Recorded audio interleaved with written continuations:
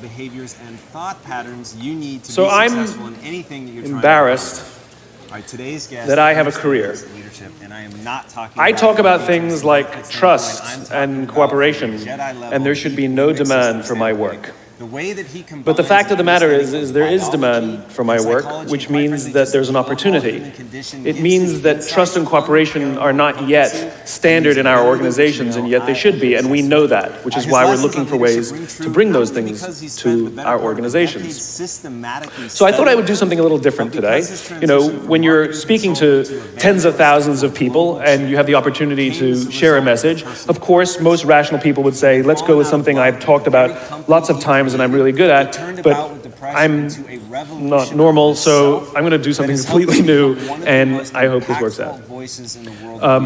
There are two things that I think that great leaders need to have: empathy and perspective. And I think these things are very often forgotten.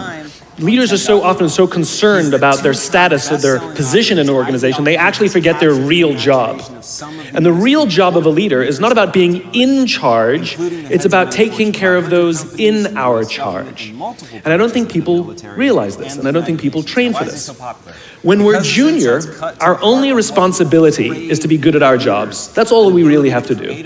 And some people actually go get advanced educations so that they can be really good at their jobs, accountants or whatever, right?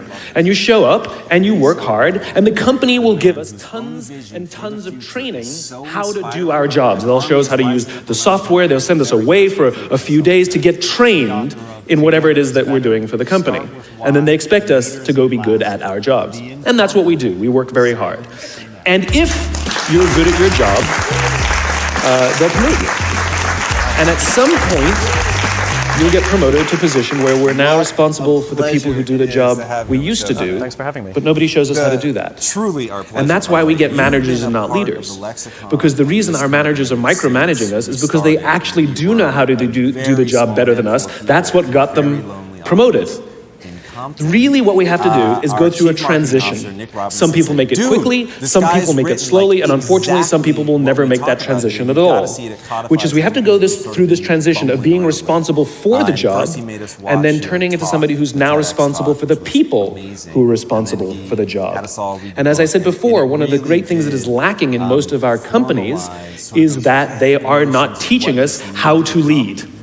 And leadership is a skill like any other. It is a practicable, learnable skill.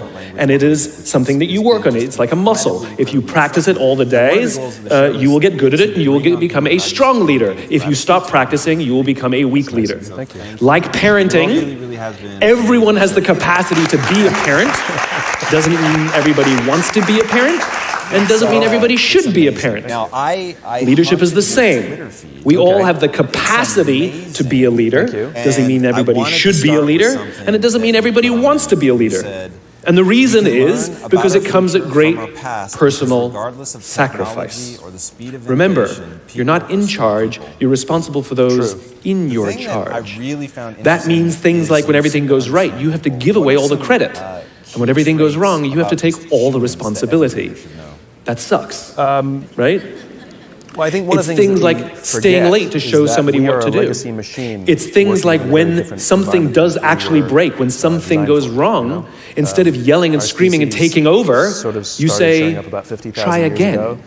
When the overwhelming pressures are not on them, the overwhelming pressures are on us. At the end of the day, great leaders are not responsible for the job. They're responsible for the people who are responsible for the job. They're not even responsible for the results. I love talking to CEOs and say, what's your priority? And they put their hands on their hips so proudly and say, my priority is my customer. I'm like, really? You haven't talked to a customer in 15 years. With farming, that we've been living in populations that were larger than that. There's no CEO on the planet responsible for the customer. All the rules They're just not. Human